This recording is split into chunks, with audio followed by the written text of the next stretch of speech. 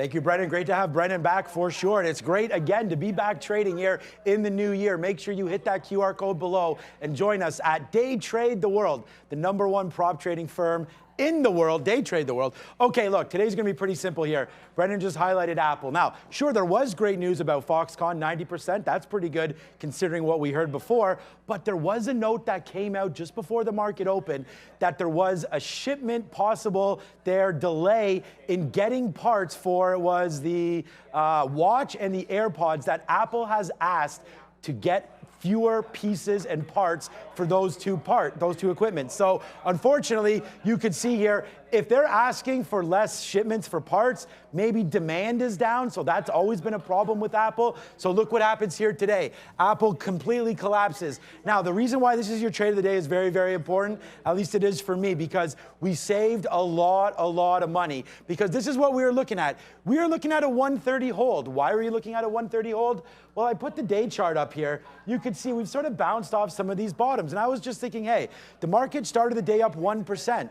Maybe Apple's going to hold 130. Why not? So that's what we tried. And here's the trade. As it comes into 130, we're holding it, and we take it as it pops back up. Our best out is actually like 130.50, 130.80, something like that. But then as it comes back down, we take one more long there. It breaks at 129.50, and we're out. And we're actually negative on Aapl at this time. Why? Because we were holding for a much bigger move. I thought we could get long at 130, take out 130, 150. Trying to do things a little different here in the new year, because the volatility in the market, now down 1%, that's a 2% move. We started the day up 1, now we're down 1. That's the kind of volatility that us as day traders look for.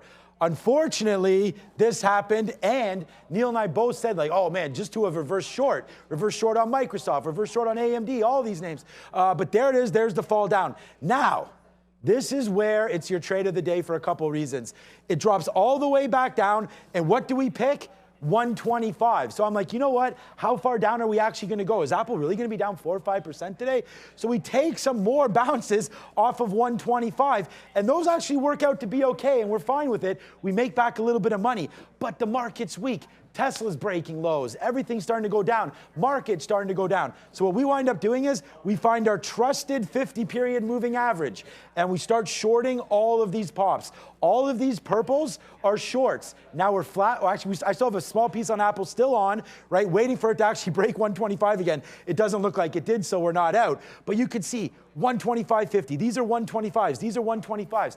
I love trading names when they're at significant levels that I've marked off here with the 50-period moving average or the 200. But the important thing was you also were at a 125 key level. So we short against that. We start making that profit. We're out like crazy. It's my #1 stock today, but you have to understand why. Aapl, with the move down, we got away from it. We could have lost our whole day and started the year off absolutely horrible. But we stay disciplined. We take a 50-cent hit here, let it drop $5 before we get engaged again. And I think we did pretty good, flipping from long bias into a short once we analyze the market. It's your trade of the day, and it's Aapl.